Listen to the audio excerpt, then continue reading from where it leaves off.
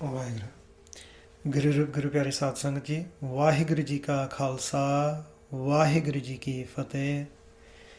ਸੋ ਮਹਾਰਾਜ ਨੇ ਕਿਰਪਾ ਕੀਤੀ, ਸਾਨੂੰ ਸਤਸੰਗਤ ਦੀ ਘੜੀ ਬਖਸ਼ੀ। ਸਾਸ ਗ੍ਰਸ ਸਿਮਰਨ ਕਰ ਰਹੇ ਸੀ ਤੇ ਫਿਰ ਅੰਤਰਗਤ ਆਪਣੀ ਖੋਜ ਕਰਨੀ ਹੁੰਦੀ ਆ। ਅੰਤਰਗਤ ਸ਼ਬਦ ਨੂੰ ਪਕੜਨ ਦੀ ਕੋਸ਼ਿਸ਼ ਕਰਨੀ ਆ। ਸ਼ਬਦ ਜਿਹਨੂੰ ਮਹਾਰਾਜ ਫਰਮਾਉਂਦੇ ਨੇ ਕਿ ਉਹ ਅਸਲੀ ਤੱਤ ਆ, ਪਰਮ ਤੱਤ, ਜਿਸ ਨੂੰ ਅਸੀਂ ਪ੍ਰਾਪਤ ਕਰਨਾ। ਮਹਾਰਾਜ ਫਰਮਾਉਂਦੇ ਨੇ ਗੁਰਬਾਣੀ ਵਿੱਚ, ਨਾਭ ਪਵਨ ਕਰ ਆਸਣ ਵੈਸੇ ਗੁਰਮੁਖ ਖੋਜਤ ਤਤ ਲਹਿ, ਕਿ ਨਾਭੀ 'ਤੇ ਪਾਉਣ ਦਾ ਘਰ ਆ ਅਤੇ ਗੁਰਮੁਖ ਉਸ ਅਸਥਾਨ 'ਤੇ ਆਸਣ ਲਾ ਕੇ, ਆਪਣੀ ਸੁਰਤੀ ਦਾ ਆਸਣ ਲਾ ਕੇ ਉਸ ਪਰਮ ਤੱਤ ਨੂੰ ਖੋਜ ਲੈਂਦੇ ਆ। ਉਸ ਨਾਮ ਨੂੰ ਅਸੀਂ ਪ੍ਰਾਪਤ ਕਰਨਾ ਹੁੰਦਾ, ਜਿਸ ਦੁਆਰਾ ਸਾਡੀ ਅਸਲੀ ਖੁਰਾਕ ਮਿਲੇ ਸਾਨੂੰ, ਜੋ ਅੰਮ੍ਰਿਤ ਰਸ ਆ, ਬ੍ਰਹਮ ਰਸ ਆ, ਹਰ ਰਸ ਆ, ਜਿਸ ਨੂੰ ਮਹਾਰਾਜ ਫਰਮਾਉਂਦੇ ਨੇ ਕਿ ਮਨ ਕਾ ਤੋਸਾ ਹਰ ਨਾਮ ਹੈ, ਹਿਰਦੈ ਰੱਖੋ ਸਮਾਲ, ਇਹੋ ਖਰਚ ਖੁੱਟ ਹੈ, ਗੁਰਮੁਖ ਨਿਭ ਹੈ ਨਾਲ। ਉਹ ਅੰਮ੍ਰਿਤ ਨਾਮ ਸਾਡੇ ਅੰਦਰ ਆ, ਸਾਰਿਆਂ ਦੇ ਅੰਦਰ, ਹਰੇਕ ਸਰੀਰ ਦੇ ਵਿੱਚ ਆ। ਮਹਾਰਾਜ ਕਹਿੰਦੇ ਆ, ਨੌ ਨਿਧ ਅੰਮ੍ਰਿਤ ਪ੍ਰਭ ਕਾ ਨਾਮ ਦੇਹੀ ਮੈਂ ਇਸ ਕਾ ਵਿਸਰਾਮ। ਉਸ ਨੂੰ ਅਸੀਂ ਪ੍ਰਾਪਤ ਕਰਨ ਦੀ ਕੋਸ਼ਿਸ਼ ਕਰ ਰਹੇ ਹਾਂ। ਜਦੋਂ ਦਾ ਗੁਰਮੰਤਰ ਦਾ ਅਭਿਆਸ ਕਰਕੇ ਫੁਰਨਿਆਂ ਤੋਂ ਰਹਿਤ ਹੋ ਕੇ ਆਪਣੇ ਅੰਤਰਗਤ ਖੋਜ ਕਰਨ 'ਤੇ ਉਤਰਦੇ ਹਾਂ। ਜੋ ਵੀ ਅਸੀਂ ਅਭਿਆਸ ਕਰਦੇ, ਜੁਗਤ ਅਪਣਾਉਂਦੇ ਹਾਂ, ਸਾਸ ਗ੍ਰਸ ਸਿਮਰਨ, ਸਾਸ ਸਾਸ ਸਿਮਰਨ, ਰੋਮ ਰੋਮ ਸਿਮਰਨ, ਸਾਡਾ ਏਮ ਜਿਹੜਾ ਆ ਐਂਡ ਵਿੱਚ ਇਹੀ ਆ ਕਿ ਅਸੀਂ ਉਸ ਨਾਮ ਵਿੱਚ ਸਮਾ ਕੇ ਪ੍ਰਮਾਤਮਾ ਦੇ ਨਾਲ ਮਿਲ ਜਾਈਏ, ਪ੍ਰਮਾਤਮਾ ਦੀ ਪ੍ਰਾਪਤੀ ਹੋ ਜਾਏ। ਫਿਰ ਸਾਡਾ ਜਿਹੜਾ ਜਨਮ ਦਾ ਮਨੋਰਥ ਆ, ਜੀਵਨ ਦਾ ਮਨੋਰਥ ਆ, ਉਹ ਸਫਲ ਹੋ ਜਾਏ, ਪੂਰਾ ਹੋ ਜਾਏ। ਜਿਹਨੂੰ ਮਹਾਰਾਜ ਫਰਮਾਉਂਦੇ ਨੇ ਕਿ ਹਰੀ ਦੇ ਜਨ ਹਰੀ ਦੇ ਨਾਮ ਵਿੱਚ ਸਮਾਉਂਦੇ ਨੇ ਅਤੇ ਪ੍ਰਮਾਤਮਾ ਦੀ ਪ੍ਰਾਪਤੀ ਕਰਦੇ ਆ। ਹਰ ਜਨ ਹਰ ਹਰ ਨਾਮ ਸਮਾਣੇ, ਦੁੱਖ ਜਨਮ ਮਰਨ ਭਵਖੰਡਾ ਹੈ, ਅਬਨਾਸੀ ਪੁਰਖ ਪਾਇਆ ਪਰਮੇਸ਼ਰ, ਬਹੁਤ ਸੋਭ ਖੰਡ ਬ੍ਰਹਮੰਡਾ ਹੈ। ਪ੍ਰਮਾਤਮਾ ਨੂੰ ਇਸ ਤਰੀਕੇ ਨਾਲ ਮਿਲ ਕੇ, ਨਾਮ ਵਿੱਚ ਸਮਾ ਕੇ, ਸਾਡਾ ਜਿਹੜਾ ਜਨਮ ਮਰਨ ਆ ਉਹ ਖਤਮ ਹੋ ਜਾਊਗਾ। ਨਹੀਂ ਤਾਂ ਇਹ ਸਰੀਰ ਛੱਡ ਕੇ ਸਾਨੂੰ ਦੁਬਾਰਾ ਫੇਰ ਹੋਰ ਆਕਾਰ ਵਿੱਚ ਭੇਜਿਆ ਜਾਊਗਾ। ਜਦੋਂ ਅਸੀਂ ਗੁਰਬਾਣੀ ਰਾਹੀਂ ਦਾ ਵਿਚਾਰ ਕਰਦੇ ਹਾਂ ਕਿ ਸਿਮਰਨ ਕਰਨਾ ਸਾਡੇ ਲਈ ਜ਼ਰੂਰੀ ਆ, ਸਾਨੂੰ ਇਹ ਮੌਕਾ ਮਿਲਿਆ ਹੋਇਆ ਕਿ ਪ੍ਰਮਾਤਮਾ ਦੀ ਪ੍ਰਾਪਤੀ ਕਰੀਏ। ਭਈ ਪ੍ਰਾਪਤ ਮਨੁੱਖ ਦੇ ਹਰੀਆ, ਗੋਬਿੰਦ ਮਿਲਣ ਕੀ ਇਹ ਤੇਰੀ ਵਾਰੀ ਆ, ਕਿ ਇਹ ਗੋਬਿੰਦ ਨੂੰ ਮਿਲਣ ਦੀ ਵਾਰੀ ਆ। ਸਾਨੂੰ ਇਹ ਪ੍ਰਾਪਤ ਹੋ ਗਿਆ, ਉਹ ਵਡਮੁੱਲਾ ਅਮੋਲਕ ਸਰੀਰ ਜੋ ਮਹਾਰਾਜ ਨੇ ਸਾਨੂੰ ਇਹ ਬਖਸ਼ਿਆ ਹੋਇਆ। ਇਸ ਦਾ ਇਸਤੇਮਾਲ ਅਸੀਂ ਕਰਨਾ ਹੈ, ਇਸ ਜੀਵਨ ਦਾ ਇਸਤੇਮਾਲ ਕਰਨਾ ਹੈ ਇਸ ਤਰੀਕੇ ਦੇ ਨਾਲ ਕਿ ਅਸੀਂ ਪ੍ਰਭੂ ਦੀ ਪ੍ਰਾਪਤੀ ਕਰੀਏ। ਅਤੇ ਮਹਾਰਾਜ ਨੇ ਸਾਨੂੰ ਸਮਝਾ ਦਿੱਤਾ ਕਿ ਜਿਹੜੀ ਸਾਡੀ ਭਗਤੀ ਆ ਉਹ ਸ਼ੁਰੂ ਹੁੰਦੀ ਹੈ ਸਹਿਜ ਧੁਨ ਤੋਂ, ਜਿਹਨੂੰ ਮਹਾਰਾਜ ਕਹਿੰਦੇ ਆ ਕਿ ਗੁਰਮੁਖ ਭਗਤ ਜਿਤ ਸਹਿਜ ਧੁਨ ਉਪਜੈ, ਕਿ ਗੁਰਮੁਖਾਂ ਦੀ ਭਗਤੀ ਸਹਿਜ ਧੁਨ ਤੋਂ ਸ਼ੁਰੂ ਹੁੰਦੀ ਹੈ। ਜਿੱਥੇ ਸਹਿਜ ਧੁਨ ਅੰਦਰੋਂ ਸੁਣਨ ਲੱਗ ਪਏ, ਸਮਝੋ ਕਿ ਅਸਲੀ ਜਿਹੜੀ ਪ੍ਰੇਮਾ ਭਗਤੀ ਆ ਉਹ ਮਨ ਹੁਣ ਕਰਨ ਲੱਗ ਪਿਆ। ਅਤੇ ਭਗਤੀ ਕਰਨ ਤੋਂ ਬਗੈਰ ਜਿਹੜੀ ਮੈਲ ਆ ਸਾਡੇ ਮਨ 'ਤੇ ਉਹ ਉਤਰਦੀ ਨਹੀਂ। ਸਾਡੇ ਮਨ 'ਤੇ ਜਨਮਾਂ ਜਨਮਾਂਤਰਾਂ ਦੀ ਮੈਲ ਚੜ੍ਹੀ ਹੋਈ ਆ, ਫੁਰਨਿਆਂ ਦੀ, ਪਿਛਲੇ ਸੰਸਕਾਰਾਂ ਦੀ। ਮਹਾਰਾਜ ਫਰਮਾਉਂਦੇ ਨੇ ਕਿ ਜਨਮ ਜਨਮ ਕੀ ਇਸ ਮਨ ਕੋ ਮਨ ਲਾਗੀ, ਕਾਲਾ ਹੋ ਹਸਿਆ, ਕਿ ਇੱਕ ਮਨ ਸਾਡਾ ਕਾਲਾ ਸ਼ਾਹ ਹੋ ਚੁੱਕਾ ਆ, ਜੋ ਜਨਮਾਂ ਜਨਮਾਂਤਰਾਂ ਦੀ ਅਸੀਂ ਮੈਲ ਚੱਕਦੇ ਆ ਰਹੇ ਹਾਂ। ਅਤੇ ਹੁਣ ਵੀ ਇੱਥੇ ਤ੍ਰੈਗੁਣਾਂ ਦੇ ਵਿੱਚ ਜੋ ਸਮਾਂ ਅਸੀਂ ਬਿਤਾਉਂਦੇ ਹਾਂ, ਉਹਦੇ ਨਾਲ ਵੀ ਸਾਡੇ ਉੱਤੇ, ਸਾਡੇ ਮਨ 'ਤੇ ਮੈਲ ਚੜ੍ਹਦੀ ਜਾਂਦੀ ਹੈ। ਜਿੰਨੇ ਅਸੀਂ ਗਿਆਨ ਇੰਦਰੀਆਂ ਦਾ ਇਸਤੇਮਾਲ ਕਰਦੇ ਹਾਂ, ਬਾਹਰ ਵੇਖਣ ਲਈ ਅਸੀਂ ਅੱਖਾਂ ਦਾ ਇਸਤੇਮਾਲ ਕਰਦੇ ਹਾਂ, ਕੰਨਾਂ ਦੁਆਰਾ ਅਸੀਂ ਬਾਹਰ ਸੁਣਦੇ ਹਾਂ, ਜੀਵਾ ਨਾਲ ਅਸੀਂ ਬਾਹਰ ਜੋ ਪਦਾਰਥ ਨੇ ਉਹ ਛਕਦੇ ਹਾਂ, ਜੋ ਵੀ ਰਸਨਾ ਦੁਆਰਾ ਅਸੀਂ ਚੱਖਦੇ ਹਾਂ, ਕੋਈ ਵੀ ਸਾਨੂੰ ਭੋਜਨ ਮਿਲੇ, ਜੋ ਵੀ ਅਸੀਂ ਇੰਟਰੈਕਸ਼ਨ ਕਰਦੇ ਹਾਂ ਇਸ ਤ੍ਰਿਲੋਕੀ ਦੇ ਵਿੱਚ, ਤ੍ਰੈਗੁਣਾਂ ਦੇ ਵਿੱਚ, ਇਹ ਸਾਰਾ ਸਾਡੇ ਮਨ 'ਤੇ ਮੈਲ ਚੜ੍ਹਾਉਂਦਾ ਹੈ। ਸਾਡੇ ਮਨ ਦੇ ਜਿਹੜੇ ਫੁਰਨੇ ਆ ਉਹ ਵੱਧਦੇ ਨੇ। ਜਦੋਂ ਅਸੀਂ ਆਪਣੇ ਇਹਨਾਂ ਗਿਆਨ ਇੰਦਰੀਆਂ ਤੋਂ, ਕਰਮ ਇੰਦਰੀਆਂ ਤੋਂ ਆਪਣੇ ਮਨ ਨੂੰ ਸੰਕੋਚਦੇ ਹਾਂ, ਪਿੱਛਾ ਹਟਾਉਂਦੇ ਹਾਂ ਆਪਣੇ ਮਨ ਨੂੰ, ਇਸ ਸਰੀਰ ਤੋਂ ਉੱਪਰ ਉਠਾਉਂਦੇ ਹਾਂ ਆਪਣੇ ਮਨ ਨੂੰ, ਸਾਡੇ ਮਨ ਨੂੰ ਮੌਕਾ ਮਿਲਦਾ ਹੈ ਕਿ ਇਹ ਆਪਣੇ ਉੱਪਰ ਜਿਹੜੀ ਮੈਲ ਚੜ੍ਹੀ ਹੋਈ ਆ ਉਸ ਮੈਲ ਨੂੰ ਉਤਾਰ ਲਵੇ। ਤਾਂ ਮਹਾਰਾਜ ਕਹਿੰਦੇ ਆ, ਭਰੀਐ ਮਤ ਪਾਪਾ ਕੈ ਸੰਗ, ਉਹ ਧੋਪੈ ਨਾਮੈ ਕੈ ਰੰਗ। ਕਿ ਨਾਮ ਦੇ ਰੰਗ ਨਾਲ, ਨਾਮ ਦੇ ਪਿਆਰ ਦੇ ਨਾਲ ਜਿਹੜੀ ਮੈਲ ਸਾਡੇ ਮਨ 'ਤੇ ਚੜ੍ਹੀ ਹੋਈ ਆ ਪਾਪਾਂ ਦੀ, ਫੁਰਨੇ ਵਿਚਾਰਾਂ ਦੀ, ਸੰਸਿਆਂ ਫਿਕਰਾਂ ਦੀ, ਇਹ ਸਾਰੀ ਮੈਲ ਉਤਰਦੀ ਆ। ਜਿੰਨਾ ਸਮਾਂ ਅਸੀਂ ਬਤੀਤ ਕਰਦੇ ਹਾਂ ਮਾਇਆ ਦੇ ਦੇਸ਼ ਦੇ ਵਿੱਚ, ਤ੍ਰੈ ਗੁਣਾਂ ਦੇ ਵਿੱਚ, ਤ੍ਰਿਲੋਕੀ ਦੇ ਵਿੱਚ, ਉਨੇ ਹੀ ਸਾਡੇ ਮਨ 'ਤੇ ਜਿਹੜੀ ਮੈਲ ਹੈ ਚੜੂਗੀ। ਕਿਉਂਕਿ ਇਹ ਜਿਹੜਾ ਸਾਰਾ ਇਲਾਕਾ ਆ ਇਹ ਕਾਲ ਦੇ ਸਪੁਰਦ ਕੀਤਾ ਹੋਇਆ। ਜਿਹਨੂੰ ਮਹਾਰਾਜ ਕਹਿੰਦੇ ਤ੍ਰੈ ਗੁਣ ਕਾਲੇ ਕੀ ਸਰਕਾਰਾ। ਅਤੇ ਕਾਲ ਨੇ ਇੱਥੇ ਮਨ ਨੂੰ ਖਿਡਾਉਣਾ ਆ। ਮਨ ਜਿਹੜਾ ਆ ਉਹ ਪੰਜਾਂ ਦੇ ਚੋਰਾਂ ਦੇ ਵੱਸ ਇੱਥੇ ਆਉਂਦਾ ਹੈ। ਜਿਹਨੂੰ ਮਹਾਰਾਜ ਕਹਿੰਦੇ ਸਗਲ ਸ੍ਰਿਸ਼ਟ ਕੇ ਪੰਜ ਸਿਕਦਾਰ, ਰਾਮ ਭਗਤ ਕੇ ਪਾਣੀ ਹਾਰ, ਜਗਤ ਪਾਸ ਤੇ ਲੇਤੇ ਦਾਨ, ਗੋਬਿੰਦ ਭਗਤ ਕੋ ਕਰੇ ਸਲਾਮ। ਕਿ ਪੰਜ ਸਰਦਾਰ ਨੇ ਜਿਹੜੇ ਕਾਮ ਕ੍ਰੋਧ ਹੰਕਾਰ ਆ ਇਸ ਇਲਾਕੇ ਦੇ ਤ੍ਰੈ ਗੁਣਾਂ ਦੇ, ਤ੍ਰਿਲੋਕੀ ਦੇ ਵਿੱਚ, ਇਹ ਕਾਲ ਦੀ ਹੈਲਪ ਕਰਦੇ ਆ। ਇਹਨਾਂ ਨੇ ਮਨ ਨੂੰ ਹਮੇਸ਼ਾ ਹੀ ਧਿਆਨ ਦਿਵਾਉਣਾ ਹੈ ਕਿ ਇੱਧਰ ਤ੍ਰੈ ਗੁਣਾਂ ਵੱਲ, ਤ੍ਰਿਲੋਕੀ ਵੱਲ ਨੂੰ ਦੇਖ, ਆਪਣੇ ਘਰ ਵੱਲ ਨੂੰ, ਪਰਮਾਤਮਾ ਵੱਲ ਨੂੰ, ਉਧਰ ਨੂੰ ਨਾ ਵੇਖੀ। ਤੇ ਪੰਜ ਚੋਰ ਤੇ ਕਾਲ, ਇਹਨਾਂ ਨੇ ਫਿਰ ਇਸ ਮਨ ਨੂੰ ਇੱਥੇ ਬੰਨ੍ਹ ਲੈਣਾ। ਇਹ ਮਨ ਇੱਥੇ ਸੌਂ ਹੀ ਜਾਂਦਾ ਹੈ। ਮਹਾਰਾਜ ਕਹਿੰਦੇ ਆ, ਨੈਣੋ ਨੀਂਦ ਪਰ ਦ੍ਰਿਸ਼ਟ ਵਿਕਾਰ, ਸਰਵਨ ਸੋਏ ਸੁਨਿੰਦ ਵਿਚਾਰ, ਰਸਨਾ ਸੋਈ ਲੋਭ ਮੀਠੇ ਸਾਧ, ਮਨ ਸੋਇਆ ਮਾਇਆ ਸਮਾਧ। ਕਿ ਸਾਡੇ ਜਿਹੜੇ ਗਿਆਨ ਇੰਦਰੀਆ ਪਰਾਇਆ ਰੂਪ ਦੇਖ ਕੇ ਇਹ ਸੌਂ ਜਾਂਦੇ ਆ। ਨਿੰਦਿਆ ਚੁਗਲੀ ਸੁਣ ਕੇ ਸਾਡੇ ਜਿਹੜੇ ਕੰਨ ਆ ਉਹ ਸੌਂ ਜਾਂਦੇ ਆ। ਇੱਥੇ ਦੇ ਜਿਹੜੇ ਮਿੱਠੇ ਪਦਾਰਥ ਚੱਖ ਕੇ ਉਹ ਸਾਡੇ ਜਿਹੜਾ ਜੀਵਾ ਹੈ, ਰਸਨਾ, ਉਹ ਸੌਂ ਜਾਂਦੀ ਹੈ। ਮਨ ਜਿਹੜਾ ਇੱਥੇ ਮਾਇਆ 'ਚ ਵਿਸਮਾਦ ਹੋ ਕੇ ਸੁੱਤਾ ਪਿਆ ਹੈ। ਇਹ ਹੁਣ ਸਾਰਿਆਂ ਦੀ ਹਾਲਤ ਹੈ। ਮਹਾਰਾਜ ਕਹਿੰਦੇ ਤਹੀ ਗੁਣੀ ਸੰਸਾਰ ਭਰਮ ਸੁੱਤਾ ਸੁਤਿਆ ਰਹਿਣ ਵਿਹਾਣੀ। ਕਿ ਤ੍ਰੈ ਗੁਣਾਂ ਦੇ ਵਿੱਚ ਆ ਕੇ ਸਾਰੇ ਜਗਤ ਦੇ ਜਿਹੜੇ ਮਨ ਆ ਉਹ ਭਰਮ ਵਿੱਚ ਪੈ ਕੇ ਇੱਥੇ ਆ ਕੇ ਸੌਂ ਗਏ। ਹੁਣ ਫੁਰਨਿਆਂ ਦੇ ਵਿੱਚ ਸੁੱਤੇ ਪਏ ਆ। ਸੁੱਤੇ ਹੋਏ ਦੀ ਨਿਸ਼ਾਨੀ ਹੈ ਕਿ ਜਿਹੜੇ ਫੁਰਨੇ ਆ ਰੁਕਦੇ ਨਹੀਂ।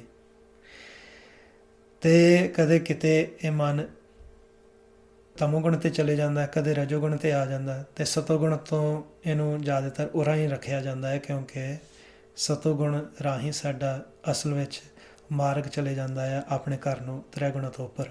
ਸੋ ਪੰਜ ਚੋਰ ਅਤੇ ਕਾਲ ਕੀ ਕਰਦੇ ਆ, ਮਨ ਨੂੰ ਜ਼ਿਆਦਾਤਰ ਸਤੋਗੁਣ ਤੋਂ ਉਰਾਂ ਰੱਖਦੇ ਆ ਕਿ ਉੱਧਰਲੇ ਪਾਸੇ ਨੂੰ ਨਾ ਜਾਵੇ। ਰਜੋਗੁਣ ਅਤੇ ਤਮੋਗੁਣ ਤੱਕ ਸੀਮਿਤ ਰਹੇ ਧਾਤ ਦੇ ਰਸਤੇ 'ਤੇ। ਇੱਦਾਂ ਹੀ ਸਾਡਾ ਜਿਹੜਾ ਮਨ ਆ, ਇਹਦੀ ਫਾਲਟ ਇਹ ਆ, ਇਹਦਾ ਕਸੂਰ ਆ ਕਿ ਇਸ ਨੇ ਇਸ ਇਲਾਕੇ ਦੇ ਨਾਲ ਮੋਹ ਪਾ ਲਿਆ। ਜਿਹਨੂੰ ਮਹਾਰਾਜ ਕਹਿੰਦੇ ਪੰਜ ਦੂਤ ਚਿਤਵੇ ਵਿਕਾਰਾ, ਮਾਇਆ ਮੋਹ ਕਹੇ ਪਸਾਰਾ। ਕਿ ਇਸ ਮਨ ਨੇ ਇਸ ਇਲਾਕੇ ਦੇ ਨਾਲ ਮੋਹ ਪਾ ਲਿਆ ਅਤੇ ਪੰਜ ਚੋਰ ਇਹਦੇ ਅੰਦਰ ਵਿਕਾਰਾਂ ਦੇ ਰੂਪ ਦੇ ਵਿੱਚ ਫੁਰਨੇ ਵਿਚਾਰ ਲਿਆਉਂਦੇ ਨੇ। ਜਿਹੜਾ ਸਾਡਾ ਮਨ ਆ, ਜੇਕਰ ਇਹ ਸਤਸੰਗਤ ਕਰਦਾ, ਅਭਿਆਸ ਕਰਦਾ, ਨਾਮ ਸਿਮਰਨ ਕਰਦਾ ਆ, ਇਹ ਫਿਰ ਉਹ ਮੈਲ ਉਤਾਰ ਲੈਂਦਾ ਹੈ। ਜੇ ਇਸ 'ਤੇ ਮਹਾਰਾਜ ਦੀ ਕਿਰਪਾ ਹੋਵੇ ਅਤੇ ਇੱਧਰਲੇ ਪਾਸੇ ਨੂੰ ਲਿਵ ਦਾ ਰਾਹ ਅਖਤਿਆਰ ਕਰਨ ਲੱਗ ਪਵੇ।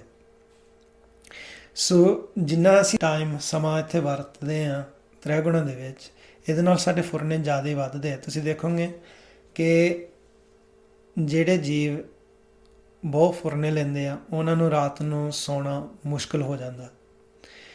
ਇੱਥੇ ਤੱਕ ਕਿ ਕਈ ਵਾਰੀ ਦਵਾਈ ਦਾ ਇਸਤੇਮਾਲ ਕਰਕੇ ਹੀ ਉਹਨਾਂ ਨੂੰ ਨੀਂਦ ਆਉਂਦੀ ਹੈ, ਉਂਝ ਆਉਂਦੀ ਨਹੀਂ। ਜਦੋਂ ਸਾਨੂੰ ਨੀਂਦ ਆਉਂਦੀ ਹੈ, ਸਾਡਾ ਮਨ ਜਿਹੜਾ ਆ ਇਸ ਸਰੀਰ ਤੋਂ ਉੱਪਰ ਉੱਠਦਾ, ਆਪਣੇ ਘਰ 'ਚ ਜਾਂਦਾ। ਉੱਥੇ ਇਹਨੂੰ ਸੁੱਖ ਆ ਕਿਉਂਕਿ ਉੱਥੇ ਫੁਰਨੇ ਵਿਚਾਰ ਨਹੀਂ, ਉੱਥੇ ਸੁਣ ਵਿੱਚ ਬੈਠਾ ਹੁੰਦਾ, ਆਪਣੇ ਘਰ ਵਿੱਚ ਚਲੇ ਗਿਆ। ਇਸ ਇਲਾਕੇ ਦੇ ਵਿੱਚ ਜਿੰਨਾ ਜ਼ਿਆਦਾ ਅਸੀਂ ਸਮਾਂ ਬਿਤਾਉਂਦੇ ਹਾਂ, ਉਨਾ ਹੀ ਜਿਹੜਾ ਸਾਡੇ ਮਨ ਦੀ ਐਂਗਜ਼ਾਇਟੀ ਹੈ, ਸਟਰੈਸ, ਫੁਰਨੇ ਵਿਚਾਰ, ਉਹਨਾਂ ਦੇ ਵਿੱਚ ਵਾਧਾ ਹੀ ਹੋਵੇਗਾ। ਸੋ ਹਰੇਕ ਜੀਵ ਨੂੰ ਇਹੀ ਚਾਹੀਦਾ ਹੈ ਕਿ ਜਦੋਂ ਅਸੀਂ ਰਾਤ ਨੂੰ ਵੀ ਸੌਣ ਲੱਗੇ ਹੁੰਦੇ ਹਾਂ, ਸਮਾਂ ਕੱਢ ਕੇ ਸਿਮਰਨ ਭਗਤੀ ਕਰਨੀ ਚਾਹੀਦੀ ਕਿ ਜਿਹੜੀ ਦਿਨ ਦੀ ਸਾਰੀ ਮੈਲ ਆ ਉਹ ਕਮ ਸੇ ਕਮ ਅਸੀਂ ਕੋਸ਼ਿਸ਼ ਤਾਂ ਕਰੀਏ ਕਿ ਇਹਨੂੰ ਉਤਾਰੀਏ। ਉਸ ਸਿਮਰਨ ਅਭਿਆਸ ਦੁਆਰਾ ਅਸੀਂ ਉਤਾਰ ਸਕਦੇ ਹਾਂ। ਫਿਰ ਜਦੋਂ ਅਸੀਂ ਸਵੇਰੇ ਉੱਠਦੇ ਹਾਂ, ਉੱਠਣ ਸਾਰ ਮਹਾਰਾਜ ਨੇ ਕਿਹਾ ਕਿ ਗੁਰ ਸਤਿਗੁਰ ਕਾ ਜੋ ਸਿੱਖ ਅਖਾਈ ਸੋ ਭਲ ਕੇ ਉਠ ਹਰ ਨਾਮ ਧਿਆਵੈ, ਕਿ ਸਭ ਤੋਂ ਪਹਿਲਾ ਜਿਹੜਾ ਫਰਜ਼ ਹੈ ਇੱਕ ਗੁਰਸਿੱਖ ਦਾ, ਉਹ ਹੈ ਕਿ ਉਹ ਸਿਮਰਨ ਅਭਿਆਸ ਕਰੇ ਜਦੋਂ ਸਵੇਰੇ ਉੱਠਦਾ ਹੈ। ਜਦੋਂ ਸਵੇਰੇ ਕੋਈ ਵੀ ਗੁਰਮੁਖ ਜਨ ਉੱਠਦੇ ਨੇ, ਉਹਨਾਂ ਦਾ ਪਹਿਲਾ ਫਰਜ਼ ਆ, ਪਹਿਲੀ ਰਿਸਪੌਂਸਿਬਿਲਿਟੀ ਆ ਕਿ ਉਹ ਸਿਮਰਨ ਅਭਿਆਸ ਕਰਨ, ਨਾਮ ਨਾਲ ਜੁੜਨ। ਉਹ ਮਨ ਨੂੰ ਫਿਰ ਸੈਂਟਰ ਕਰ ਲੈਂਦੇ ਆ ਕਿ ਪਤਾ ਹੈ ਕਿ ਹੁਣ ਜਿਸ ਇਲਾਕੇ ਦੇ ਵਿੱਚ ਅਸੀਂ ਆ ਗਏ ਹਾਂ, ਇੱਥੇ ਪੰਜ ਚੋਰ ਵਸਦੇ ਆ, ਇਹਨਾਂ ਦੇ ਅਸੀਂ ਅਧੀਨ ਨਹੀਂ ਹੋਣਾ। ਫਿਰ ਸਾਰਾ ਦਿਨ ਇਸ ਮਨ 'ਤੇ ਪਹਿਰਾ ਦੇਣਾ ਨਾਮ ਜਪ ਕੇ। ਨਾਮ ਜਪਣ ਦੇ ਨਾਲ ਹੀ ਸਾਨੂੰ ਉਹ ਮੌਕਾ ਮਿਲਦਾ ਜਿੱਥੇ ਅਸੀਂ ਮੈਲ ਉਤਾਰ ਸਕਦੇ ਹਾਂ ਆਪਣੇ ਮਨ ਤੋਂ। ਬਾਕੀ ਜਦੋਂ ਅਸੀਂ ਸੰਸਾਰ ਵਿੱਚ ਵਿਚਰਦੇ, ਸਿਮਰਨ ਦੀ ਝਲਕ ਸਾਡੇ ਜੀਵਨ ਵਿੱਚੋਂ ਪੈਣੀ ਚਾਹੀਦੀ ਹੈ। ਕਿਸ ਤਰੀਕੇ ਨਾਲ ਅਸੀਂ ਰਹਿੰਦੇ ਹਾਂ ਸੰਸਾਰ ਵਿੱਚ, ਕਿਸ ਤਰੀਕੇ ਦੇ ਨਾਲ ਅਸੀਂ ਵਰਤਦੇ ਹਾਂ ਸੰਸਾਰ ਵਿੱਚ, ਸਿਮਰਨ ਦੀ ਝਲਕ ਸਾਡੇ ਜੀਵਨ ਵਿੱਚ ਹੋਣੀ ਚਾਹੀਦੀ ਹੈ। ਹੋਰਨਾਂ ਨੂੰ ਵੀ ਦੱਸਣਾ ਚਾਹੀਦਾ ਕਿ ਇਹ ਅਲੱਗ ਮਾਰਗ 'ਤੇ ਚੱਲ ਰਿਹਾ ਆ ਸੰਸਾਰ ਵਿੱਚ, ਸਿਰਫ ਦਿਖਾਵੇ ਦੇ ਤੌਰ 'ਤੇ ਨਹੀਂ। ਇਸ ਕਾਰਨ ਕਿ ਅਸੀਂ ਆਪ ਪ੍ਰੈਕਟੀਕਲ ਕਰ ਰਹੇ ਹਾਂ ਅਤੇ ਉਸ ਨੂੰ ਜੀਵਨ ਵਿੱਚ ਲਾਗੂ ਕਰ ਰਹੇ ਹਾਂ, ਕਿਉਂਕਿ ਮਹਾਰਾਜ ਨੇ ਸਾਨੂੰ ਸਮਝਾ ਦਿੱਤਾ, ਵਿਣ ਗੁਣ ਕੀਤੇ ਭਗਤ ਨਾ ਹੋਏ, ਕਿ ਗੁਣਾਂ ਨੂੰ ਧਾਰਨ ਕਰਨ ਤੋਂ ਬਗੈਰ ਭਗਤੀ ਹੋ ਹੀ ਨਹੀਂ ਸਕਦੀ। ਤਾਂ ਹੀ ਸਾਨੂੰ ਗੁਰਬਾਣੀ ਵਿੱਚ ਸਮਝਾਇਆ ਜਾਂਦਾ ਹੈ ਕਿ ਦਇਆ, ਨਿਮਰਤਾ, ਸਹਿਨਸ਼ੀਲਤਾ, ਜਤ ਸਤ ਸੰਤੋਖ ਮਨ ਧਾਰਨ ਕਰੇਗਾ, ਫਿਰ ਨਾਮ ਜਪੇਗਾ ਤੇ ਇਸ ਤ੍ਰਿਲੋਕੀ ਤੋਂ ਉੱਪਰ ਉੱਠ ਸਕਦਾ। ਜੇ ਅਸੀਂ ਸਤੋਗੁਣ 'ਤੇ ਜਾਂਦੇ ਹੀ ਨਹੀਂ, ਇਹ ਜੋ ਦੈਵੀ ਗੁਣ ਹੈ, ਦਇਆ, ਨਿਮਰਤਾ, ਸਹਿਨਸ਼ੀਲਤਾ, ਜਤ ਸਤ ਸੰਤੋਖ, ਇਹਨਾਂ ਨੂੰ ਅਸੀਂ ਧਾਰਨ ਨਹੀਂ ਕਰਦੇ, ਫਿਰ ਸਾਨੂੰ ਤ੍ਰੈ ਗੁਣਾਂ ਤੋਂ ਉੱਪਰ ਉੱਠਣਾ ਮੁਸ਼ਕਲ ਹੋਵੇਗਾ। ਤਾਂ ਹੀ ਜਿਹੜੇ ਗੁਰਮੁਖ ਜਨ ਇਸ ਪਾਸੇ ਨੂੰ ਤੁਰਨਾ ਚਾਹੁੰਦੇ ਆ, ਕਈ ਵਾਰੀ ਕੀ ਹੁੰਦਾ ਹੈ ਕਿ ਉਹ ਸਿਮਰਨ ਅਭਿਆਸ ਕਰਦੇ ਆ ਪਰ ਝੂਠ ਬੋਲਣਾ ਉਹ ਨਹੀਂ ਰੋਕਦੇ। ਹੋਰ ਜੋ ਐਬ ਆ, ਜੋ ਮਾੜੀਆਂ ਜਿਹੜੀਆਂ ਨੀਤੀਆਂ ਹੁੰਦੀਆਂ ਜਾਂ ਜਿਹੜੀਆਂ ਮਾੜੀਆਂ ਕੁਆਲਿਟੀਆਂ ਹੁੰਦੀਆਂ ਆ, ਜੋ ਅਵਗੁਣ ਨੇ, ਉਹ ਛੱਡਦੇ ਨਹੀਂ। ਅਤੇ ਇਹਦਾ ਮਤਲਬ ਕੀ ਹੁੰਦਾ ਹੈ ਕਿ ਉਹਨਾਂ ਨੂੰ ਸਿਮਰਨ ਅਭਿਆਸ ਹਜੇ ਜ਼ਿਆਦਾ ਕਰਨਾ ਚਾਹੀਦਾ, ਕਿਉਂਕਿ ਮਨ ਜਿਹੜਾ ਆ ਇਹਨਾਂ ਚੀਜ਼ਾਂ ਤੋਂ ਉੱਪਰ ਨਹੀਂ ਉੱਠਿਆ, ਝੂਠ, ਬਲ, ਫਰੇਬ ਤੋਂ।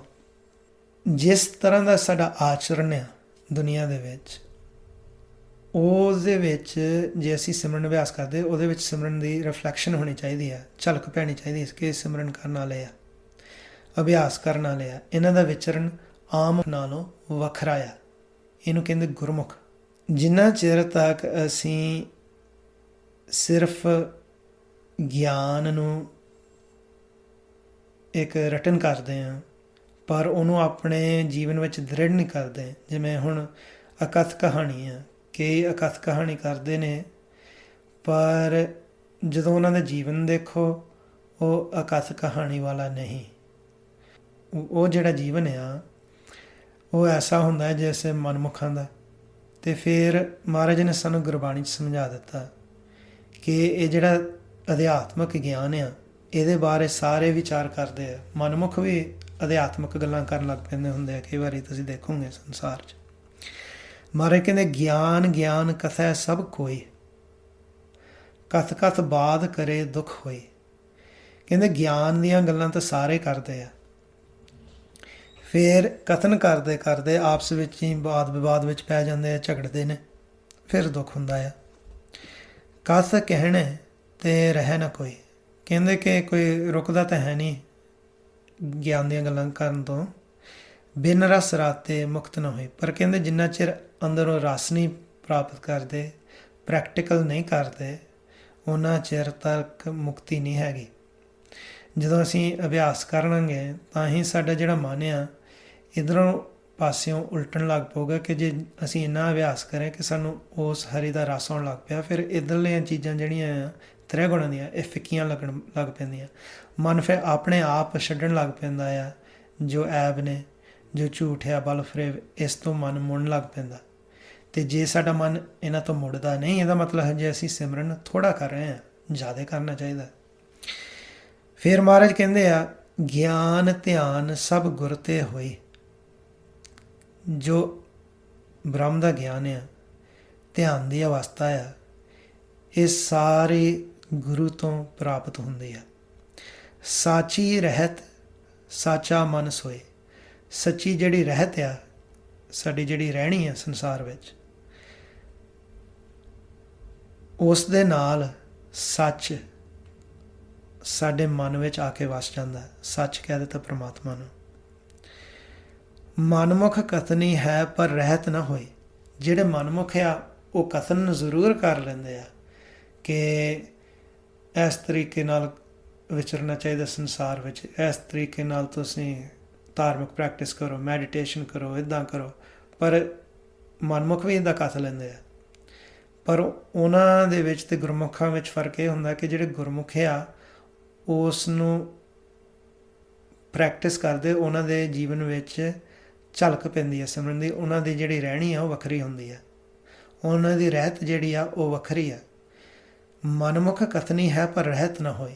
ਮਨਮੁਖ ਜਿਹੜੇ ਆ ਉਹ ਕਥਨ ਤਾਂ ਕਰ ਲੈਂਦੇ ਆ, ਪਰ ਉਹਨਾਂ ਦੀ ਰਹਿਣੀ ਜਿਹੜੀ ਆ, ਰਹਿਤ ਜਿਹੜੀ ਆ, ਉਹ ਨਹੀਂ ਹੁੰਦੀ। ਨਾਮੋਂ ਭੁੱਲੇ ਥਾਉ ਨਾ ਕੋਏ। ਕਹਿੰਦੇ ਜਿਹੜਾ ਨਾਮ ਨੂੰ ਭੁੱਲ ਜਾਂਦਾ ਉਹਨੂੰ ਕੋਈ ਜਗ੍ਹਾ ਨਹੀਂ ਮਿਲਦੀ। ਹੁਣ ਗੁਰਬਾਣੀ ਦੇ ਵਿੱਚ ਤਾਂ ਇੱਦਾਂ ਮਹਾਰਾਜ ਨੇ ਸਾਨੂੰ ਸਮਝਾ ਦਿੱਤਾ ਕਿ ਜੇਕਰ ਅਸੀਂ ਪ੍ਰਮਾਤਮਾ ਦੀ ਇੱਦਾਂ ਸੇਵਾ ਕਰਾਂਗੇ, ਭਗਤੀ ਕਰਾਂਗੇ,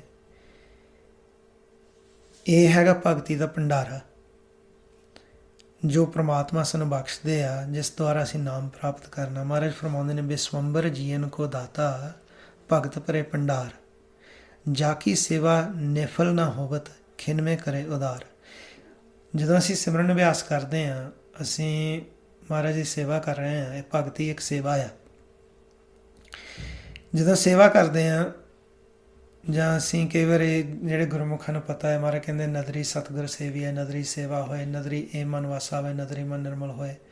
ਕਈ ਗੁਰਮੁਖ ਜਨ ਐਸੇ ਨੇ, ਉਹ ਸਤਿਗੁਰ ਦੇ ਸਨਮੁਖ ਹੋ ਜਾਂਦੇ, ਜੋ ਪ੍ਰਕਾਸ਼ ਰੂਪ ਪ੍ਰਮਾਤਮਾ, ਉਹਨਾਂ ਨੂੰ ਸਤਿਗੁਰ ਕਿਹਾ ਹੈ। ਗੁਰੂ ਗ੍ਰੰਥ ਸਾਹਿਬ ਜੀ ਮਹਾਰਾਜ ਨੂੰ ਸਤਿਗੁਰ ਕਿਹਾ ਆ। ਜਿੱਥੇ ਮਹਾਰਾਜ ਕਹਿੰਦੇ ਨਜ਼ਰਾਂ ਦੁਆਰਾ ਸਤਿਗੁਰ ਦੀ ਸੇਵਾ ਕਰਨੀ, ਮਹਾਰਾਜ ਦੱਸ ਰਿਹਾ ਕਿ ਨਜ਼ਰਾਂ ਦੁਆਰਾ ਉਸ ਪ੍ਰਕਾਸ਼ ਪ੍ਰਮਾਤਮਾ ਨੂੰ ਦੇਖਣਾ, ਅਤੇ ਉਹ ਉਹਨਾਂ ਦੀ ਸੇਵਾ ਆ। ਕਦੇ ਵੀ ਪ੍ਰਮਾਤਮਾ ਦੀ ਸੇਵਾ ਜਿਹੜੀ ਆ ਉਹਨੇ ਫਲ ਨਹੀਂ ਹੁੰਦੀ, ਉਹਨੇ ਹਮੇਸ਼ਾ ਸਾਨੂੰ ਫਲ ਬਖਸ਼ਣਾ ਆ। ਸਾਡਾ ਜਿਹੜਾ ਮਨ ਆ ਨਿਰਮਲ ਹੋਊਗਾ। ਜਿਹੜੇ ਗੁਰਮੁਖ ਜਨ ਇਸ ਮਾਰਗ 'ਤੇ ਤੁਰਦੇ ਆ, ਉਹ ਫਿਰ ਕੋਸ਼ਿਸ਼ ਕਰਦੇ ਰਹਿੰਦੇ। ਉਹਨਾਂ ਨੂੰ ਦੱਸਦਾ ਵੀ ਹੁੰਦਾ ਕਈ ਵਾਰੀ ਕਿ ਆ ਮੇਰੇ 'ਚ ਅਵਗੁਣ ਆ, ਆਪਣੇ ਆਪ ਨੂੰ ਚੇਂਜ ਕਰਨ ਦੀ ਕੋਸ਼ਿਸ਼ ਕਰਦੇ ਆ। ਅਤੇ ਜਿਉਂ-ਜਿਉਂ ਦਾ ਸਿਮਰਨ ਅਭਿਆਸ ਕਰਦੇ ਆ, ਇਸ ਮਾਰਗ 'ਤੇ ਚੱਲਦੇ ਜਾਂਦੇ ਆ, ਅਤੇ ਉਹਨਾਂ ਦਾ ਜਿਹੜਾ ਮਨ ਆ ਉਹ ਸ਼ੁੱਧ ਹੋ ਜਾਂਦਾ ਹੈ। ਉਹ ਫਲ ਪ੍ਰਾਪਤ ਜ਼ਰੂਰ ਹੋਵੇਗਾ। ਕਈ ਵਾਰੀ ਕੀ ਹੁੰਦਾ ਕਿ ਗੁਰਮੁਖ ਡਿਸਕਰੇਜ ਹੋ ਜਾਂਦੇ ਆ, ਅਤੇ ਉਹ ਕਹਿੰਦੇ ਕਿ ਇਹ ਮਾਰਗ ਹੀ ਛੱਡ ਦਿੰਦੇ ਆ, ਕਿਉਂਕਿ ਉਹਨਾਂ ਨੂੰ ਲੱਗਦਾ ਹੈ ਕਿ ਹਜੇ ਉਹ ਮੈਲ ਉਤਰ ਨਹੀਂ ਰਹੀ। ਕਿ ਉਹ ਮੈਲ ਜਿਹੜੀ ਹੈ ਸਾਨੂੰ ਆਪ ਹੀ ਪਤਾ ਲੱਗਦਾ ਕਿ ਕਿੰਨੇ ਸਾਡੇ ਫੁਰਨੇ ਵਿਚਾਰ ਆਉਂਦੇ ਆ, ਪਰ ਕੋਈ ਐਸਾ ਸਮਾਂ ਆ ਹੀ ਜਾਣਾ ਜਿੱਥੇ ਕਿ ਇਹ ਫੁਰਨੇ ਵਿਚਾਰ ਨੂੰ ਬਹੁਤ ਠੱਲ ਪਊਗੀ। ਫਿਰ ਮਹਾਰਾਜ ਕਿਰਪਾ ਕਰਦੇ ਆ ਕਿ ਸਾਡਾ ਜਿਹੜਾ ਮਨ ਆ ਉਹ ਬਿਲਕੁਲ ਸ਼ੁੱਧ ਹੋ ਜਾਣਾ। ਤਾਂ ਹੀ ਮਹਾਰਾਜ ਕਹਿੰਦੇ ਨਦਰੀ ਸਤਿਗੁਰ ਸੇਵੀਐ, ਨਦਰੀ ਸੇਵਾ ਹੋਏ, ਨਦਰੀ ਏ ਮਨ ਵਾਸਾ ਵੈ, ਨਦਰੀ ਮਨ ਨਿਰਮਲ ਹੋਏ। ਇੱਦਾਂ ਯੁਕਤ ਅਪਣਾ ਕੇ ਸਾਡਾ ਜਿਹੜਾ ਮਨ ਆ ਉਹ ਇਵੈਂਚੁਅਲੀ ਉਸ ਪੁਆਇੰਟ 'ਤੇ ਪਹੁੰਚ ਜਾਂਦਾ ਜਿੱਥੇ ਬਿਲਕੁਲ ਸ਼ੁੱਧ ਹੋ ਜਾਂਦਾ, ਖਾਲਸ ਹੋ ਜਾਂਦਾ। ਹੁਣ ਕਈ ਛੱਡ ਦਿੰਦੇ ਆ ਰਾਹ, ਉਹ ਕਹਿੰਦੇ ਨੇ ਕਿ ਉਹ ਜੀ ਮੇਰੀ ਤਾਂ ਗੱਲ ਨਹੀਂ ਬਣ ਰਹੀ, ਉਹ ਡਿਸਕਰੇਜ ਹੋ ਜਾਂਦੇ ਆ। ਡਿਸਕਰੇਜ ਨਹੀਂ ਹੋਣਾ। ਜੇਕਰ ਅਸੀਂ ਡਿਸਕਰੇਜ ਹੋ ਕੇ ਛੱਡ ਦਿੰਦੇ ਰਾਹ, ਮੁੜ ਕੇ ਜਿਹੜੇ ਪੰਜ ਚੋਰ ਆ ਇਹਨਾਂ ਨੇ ਜ਼ਿਆਦਾ ਹਾਵੀ ਸਾਡੇ 'ਤੇ ਹੋ ਜਾਣਾ, ਇਸ ਤਰੀਕੇ ਦੇ ਨਾਲ ਕਿ ਦੁਨੀਆ ਜਿਹੜੀ ਆ ਉਹ ਸਾਡੇ ਤੋਂ ਉਲਟ ਜਾਂਦੀ ਹੈ। ਸੋ ਭਾਈ ਮਹਾਰਾਜ ਨੇ ਸਾਨੂੰ ਗੁਰਬਾਣੀ ਵਿੱਚ ਵੀ ਵਾਰ-ਵਾਰ ਪ੍ਰੇਰਿਤ ਕੀਤਾ ਹੋਇਆ ਕਿ ਨਾਮ ਜਪਣ ਨੂੰ, ਨਾਮ ਸਿਮਰਨ ਕਰਨ ਨੂੰ। ਮਹਾਰਾਜ ਕਹਿੰਦੇ ਸਿਮਰ ਸਿਮਰ ਸਿਮਰ ਸੁਖ ਪਾਵੋ, ਕਲ ਕਲੇਸ਼ ਤਨ ਮਾਹੇ ਮਿਟਾਵੋ, ਕਿ ਕਲਾ ਕਲੇਸ਼ ਸਾਰੇ ਮਿਟ ਜਾਓਗੇ ਜੇ ਅਸੀਂ ਸਿਮਰਨ ਅਭਿਆਸ ਕਰਾਂਗੇ। ਹੁਣ ਜਿਹੜੀ ਰਹਿਣੀ ਆ, ਰਹਿਤ ਆ ਇੱਕ ਗੁਰਮੁਖ ਦੀ, ਉਹਨੂੰ ਅਸੀਂ ਪ੍ਰਪੱਖ ਕਰਨਾ ਹੁੰਦਾ। ਜਦੋਂ ਅਸੀਂ ਪੰਜ ਪਿਆਰਿਆਂ ਦੇ ਸਨਮੁਖ ਹੁੰਦੇ ਹਾਂ, ਜਦੋਂ ਗੁਰੂ ਗ੍ਰੰਥ ਸਾਹਿਬ ਜੀ ਦੇ ਸਿੱਖ ਅਸੀਂ ਬਣਨਾ ਹੈ। ਜਦੋਂ ਅਸੀਂ ਅੰਮ੍ਰਿਤ ਦੀ ਦਾਤ ਲੈਂਦੇ ਹਾਂ, ਖੰਡੇ ਬਾਟੇ ਦੀ ਪਹੁਲ ਲੈਂਦੇ ਹਾਂ, ਛਕਦੇ ਹਾਂ ਖੰਡੇ ਬਾਟੀ ਦੀ ਪਹੁਲ। ਪੰਜ ਪਿਆਰੇ ਉਦੋਂ ਵੀ ਮਨ ਨੂੰ ਰਹਿਤ ਸਮਝਾਉਂਦੇ ਕਿਵੇਂ ਅਸੀਂ ਆਪਣੇ ਸਰੀਰ ਨੂੰ ਰੱਖਣਾ ਹੈ ਸਾਬਤ ਸੂਰਤ, ਕਿਵੇਂ ਅਸੀਂ ਬੱਜਰ ਕਰੈਤਾਂ ਤੋਂ ਬਚ ਕੇ ਰਹਿਣਾ ਹੈ, ਕਿਵੇਂ ਮਨ ਜੋ ਕਰੈਤਾਂ ਕਰਦਾ, ਨਿੰਦਿਆ ਚੁਗਲੀ ਆਦਿ, ਇਸ ਤੋਂ ਬਚ ਕੇ ਰਹਿਣਾ ਹੈ। ਉਹ ਗੁਰਬਾਣੀ ਰਾਹੀਂ ਪੰਜ ਪਿਆਰੇ ਸਾਨੂੰ ਸਮਝਾਉਂਦੇ ਆ, ਉਹਨਾਂ ਦੀ ਡਿਊਟੀ ਹੁੰਦੀ ਹੈ। ਅਤੇ ਗੁਰੂ ਸਾਹਿਬ ਦਾ ਜਿਹੜਾ ਸਿੱਖ ਆ ਉਹ ਹਮੇਸ਼ਾ ਹੀ ਕੋਸ਼ਿਸ਼ ਕਰਦਾ ਕਿ ਜੋ ਗੁਰੂ ਸਾਹਿਬ ਨੇ ਇੱਦਾਂ ਸਾਨੂੰ ਸਿੱਖਿਆ ਦਿੱਤੀ ਹੋਈ ਆ ਉਹ ਹਮੇਸ਼ਾ ਮੈਂ ਪ੍ਰੈਕਟਿਸ ਕਰਾਂ। ਮਹਾਰਾਜ ਫਰਮਾਉਂਦੇ ਨੇ ਗੁਰਬਾਣੀ ਵਿੱਚ, ਸੋ ਸਿੱਖ ਸਖਾ ਬੰਦਪ ਹੈ ਭਾਈ, ਜੇ ਗੁਰ ਕੇ ਭਾਣੇ ਵਿੱਚ ਆਵੈ। ਕਿ ਅਸਲੀ ਸਿੱਖ ਮਿੱਤਰ ਉਹ ਆ ਜਿਹੜਾ ਗੁਰੂ ਦੇ ਭਾਣੇ ਦੇ ਵਿੱਚ ਆਉਂਦਾ ਹੈ। ਮਹਾਰਾਜ ਫਰਮਾਉਂਦੇ ਨੇ, ਆਪਣੇ ਭਾਣੇ ਜੋ ਚੱਲੈ ਭਾਈ, ਵਿਛੜ ਚੋਟਾਂ ਖਾਵੈ। ਕਹਿੰਦੇ ਕਿ ਜਿਹੜਾ ਆਪਣੀ ਮੱਤ ਦੁਆਰਾ ਚੱਲਦਾ, ਆਪਣੇ ਭਾਣੇ ਦੇ ਵਿੱਚ ਚੱਲਦਾ ਹੈ ਇਸ ਸੰਸਾਰ ਵਿੱਚ, ਕਹਿੰਦੇ ਕਿ ਉਹ ਵਿਛੜ ਜਾਂਦਾ ਹੈ ਪ੍ਰਮਾਤਮਾ ਤੋਂ, ਫਿਰ ਉਹਨੂੰ ਚੋਟਾਂ ਖਾਣੀਆਂ ਪੈਂਦੀਆਂ।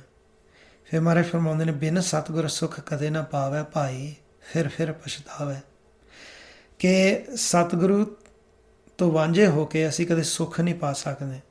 ਸਤਿਗੁਰੂ ਤੋਂ ਦੂਰ ਰਹਿ ਕੇ, ਸਤਿਗੁਰੂ ਦੀ ਸਿੱਖਿਆ ਤੋਂ ਦੂਰ ਰਹਿ ਕੇ, ਸਤਿਗੁਰੂ ਦੀ ਸਿੱਖਿਆ ਨਾ ਅਪਣਾ ਕੇ ਅਸੀਂ ਕਦੇ ਸੁੱਖ ਨਹੀਂ ਪਾ ਸਕਦੇ। ਫਿਰ ਵਾਰ-ਵਾਰ ਪਛਤਾਉਣਾ ਪੈਂਦਾ ਮਨ ਨੂੰ। ਤਾਂ ਹੀ ਗੁਰਮੁਖ ਜਨ ਉਹ ਹਮੇਸ਼ਾ ਹੀ ਕੋਸ਼ਿਸ਼ ਕਰਦੇ ਆ ਕਿ ਅਸੀਂ ਉਹ ਰਹਿਤ ਪ੍ਰੈਕਟਿਸ ਕਰੀਏ ਜੋ ਮਹਾਰਾਜ ਨੇ ਸਾਨੂੰ ਦੱਸਿਆ ਹੋਇਆ ਗੁਰਬਾਣੀ ਵਿੱਚ, ਕਿਵੇਂ ਅਸੀਂ ਦਿਆਲ, ਨਿਮਰਤਾ, ਸਹਿਨਸ਼ੀਲਤਾ, ਜਤ, ਸਤ, ਸੰਤੋਖ ਉਹਨੂੰ ਅੰਦਰ ਪ੍ਰਪੱਕ ਕਰਨਾ। ਜਿਹੜਾ ਸਮਾਜ ਆ, ਦੁਨੀਆ ਆ, ਜਿਸ ਦੇ ਵਿੱਚ ਅਸੀਂ ਵਿਚਰਦੇ ਹਾਂ, ਸਾਡਾ ਜਿਹੜਾ ਰਾਹ ਆ ਦੁਨੀਆ ਤੋਂ ਅਲੱਗ ਆ, ਨਿਆਰਾ ਆ। ਬਾਕੀ ਦੁਨੀਆ ਧਾਤ ਦੇ ਰਸਤੇ 'ਤੇ ਚੱਲਦੀ ਹੈ, ਸਾਡਾ ਜਿਹੜਾ ਮਾਰਗ ਹੁੰਦਾ ਲਿਵ ਦਾ ਰਾਹ ਅਖਤਿਆਰ ਕਰਨਾ। ਜੇਕਰ ਅਸੀਂ ਆਪਣੇ ਮਤ ਦੁਆਰਾ ਇੱਥੇ ਚੱਲਦੇ ਹਾਂ ਅਤੇ ਅਸੀਂ ਦੁਨੀਆ ਦੇ ਨਾਲ ਰਲ ਜਾਣਾ। ਦੁਨੀਆ ਜਿਹੜੀ ਆ ਉਹ ਐਸੀ ਆ ਕਿ ਇੱਥੇ ਕਾਲ ਦਾ ਰਾਜ ਆ, ਕੂੜ ਦਾ ਰਾਜ, ਝੂਠ ਦਾ ਚੱਲਦਾ ਆ, ਜਿਹਨੂੰ ਮਹਾਰਾਜ ਫਰਮਾਉਂਦੇ ਨੇ ਗੁਰਬਾਣੀ ਵਿੱਚ ਕਿ ਕੂੜ ਰਾਜਾ, ਕੂੜ ਪਰਜਾ, ਕੂੜ ਸਭ ਸੰਸਾਰ, ਕੂੜ ਮੰਡਪ, ਕੂੜ ਮਾੜੀ, ਕੂੜ ਬੈਸਣਹਾਰ। ਕਿ ਰਾਜੇ ਜਿਹੜੇ ਆ, ਜੋ ਵੀ ਸਾਨੂੰ ਦਿਸਦੇ ਆ, ਗਵਰਨਮੈਂਟ ਅਫੀਸ਼ੀਅਲ ਵਗੈਰਾ, ਜਿਹੜੀ ਪ੍ਰਜਾ ਆ, ਜਿਹੜੇ ਆਮ ਲੋਕ ਆ, ਸਾਰਾ ਸੰਸਾਰ ਇਹ ਝੂਠ ਦੇ ਵਿੱਚ ਫਸਿਆ ਹੋਇਆ ਹੈ, ਕੂੜ ਦੇ ਵਿੱਚ ਆ ਚੁੱਕਾ ਹੈ। ਅਤੇ ਜੋ ਵੀ ਮਹਿਲ ਆ, ਜੋ ਮਾੜੀਆਂ ਨੇ ਸਾਨੂੰ ਦਿਸਦੀਆਂ, ਮਹਿਲ ਮਾੜੀਆਂ ਜਿਹੜੀਆਂ ਆ, ਜੋ ਵੀ ਅਸੀਂ ਇੱਥੇ ਇਹਨਾਂ ਵਿੱਚ ਵਸਣ ਵਾਲੇ, ਇਹ ਵੀ ਸਾਰਾ ਝੂਠ ਆ, ਇਹ ਕੂੜ ਆ, ਸਾਰਾ ਸੰਸਾਰ ਝੂਠ।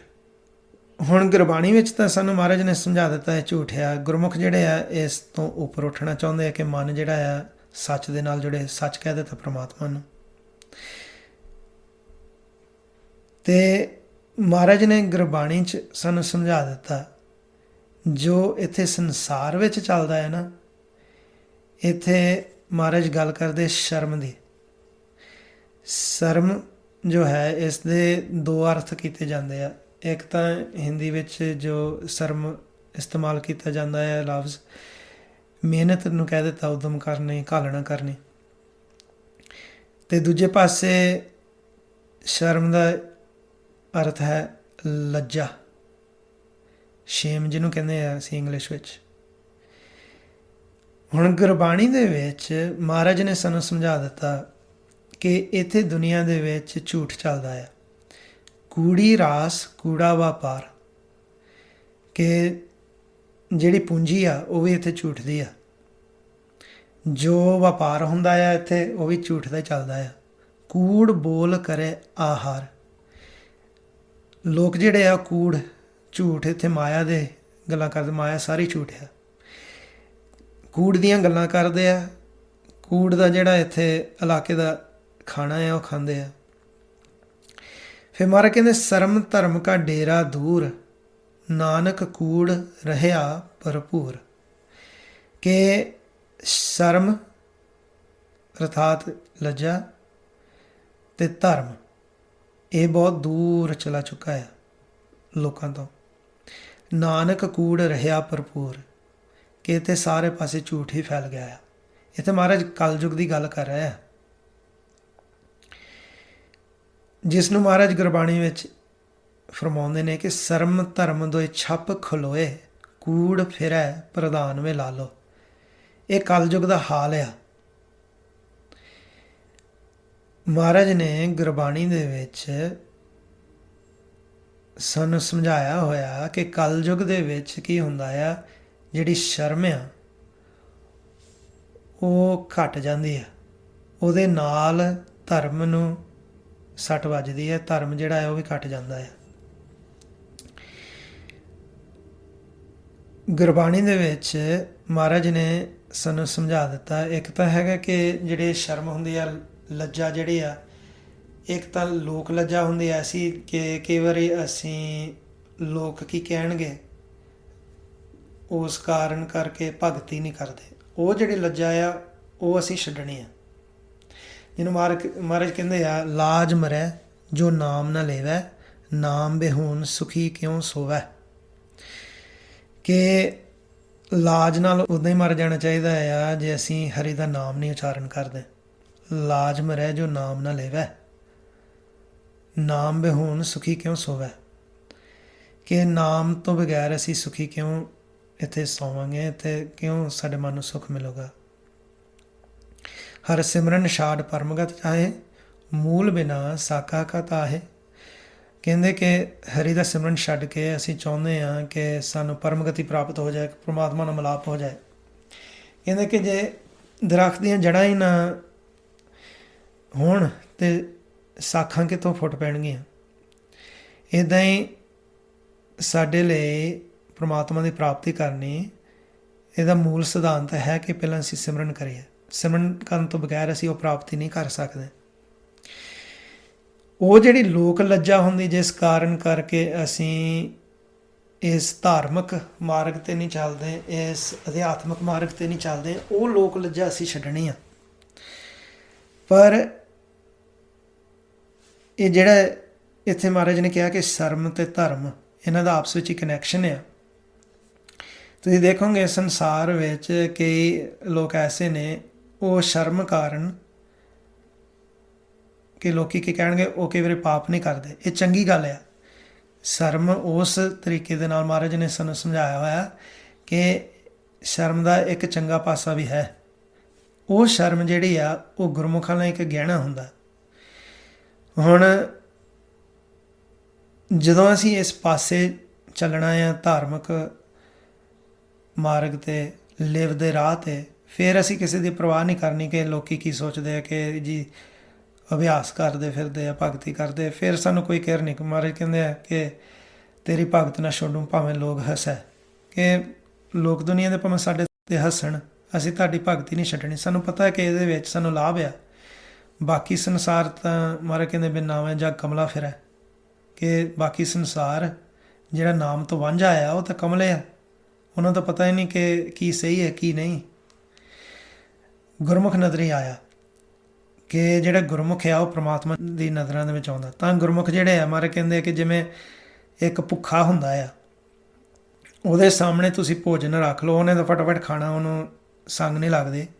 ਮਹਾਰਾਜ ਕਹਿੰਦੇ ਇੱਦਾਂ ਹੀ ਗੁਰਮੁਖ ਜਿਹੜੇ ਆ ਉਹ ਹਰੀ ਦੇ ਗੁਣ ਗਾਉਂਦੇ ਆ, ਉਹ ਹਰੀ ਦਾ ਨਾਮ ਜਪਦੇ ਆ। ਮਹਾਰਾਜ ਫਰਮਾਉਂਦੇ ਨੇ, ਭੂਖੇ ਖਾਵਤ ਲਾਜ ਨਾ ਆਵੈ, ਤਿਉਂ ਹਰ ਜਨ ਹਰ ਗੁਣ ਗਾਵੈ। ਕਿ ਜਿਵੇਂ ਇੱਕ ਭੁੱਖੇ ਨੂੰ ਖਾਂਦੇ ਹੋਏ ਸੰਗ ਨਹੀਂ ਲੱਗਦੀ, ਸ਼ਰਮ ਨਹੀਂ ਆਉਂਦੀ, ਉਹ ਆਰਾਮ ਨਾਲ ਆਪਣਾ ਖਾਈ ਜਾਂਦਾ ਹੈ, ਉਹ ਕੇਅਰ ਨਹੀਂ ਕਰਦਾ ਕੋਈ ਕੀ ਸੋਚਦਾ, ਕਿਉਂਕਿ ਉਹਨੂੰ ਭੁੱਖ ਬਹੁਤ ਲੱਗੀ ਹੋਈ ਹੈ। ਇੱਦਾਂ ਹੀ ਜਿਹੜਾ ਹਰੀ ਦਾ ਜਾਣਿਆ ਉਹ ਹਰੀ ਦੇ ਗੁਣ ਗਾਉਂਦਾ ਹੈ। ਆਪਣੇ ਕਾਜ ਕੋ ਕਿਉਂ ਅਲਕਾਈਐ। ਕਿ ਇਹ ਜਿਹੜਾ ਸਾਡਾ ਕਾਰਜ ਆ ਅਸਲੀ, ਜਿਸ ਕਾਰਨ ਲਈ ਅਸੀਂ ਆਏ ਹਾਂ ਸੰਸਾਰ ਵਿੱਚ, ਉਹ ਹੈ ਪ੍ਰਭੂ ਦੀ ਪ੍ਰਾਪਤੀ। ਉਹਦੇ ਵਿੱਚ ਅਸੀਂ ਆਲਸਪੁਣਾ ਕਿਉਂ ਕਰੀਏ।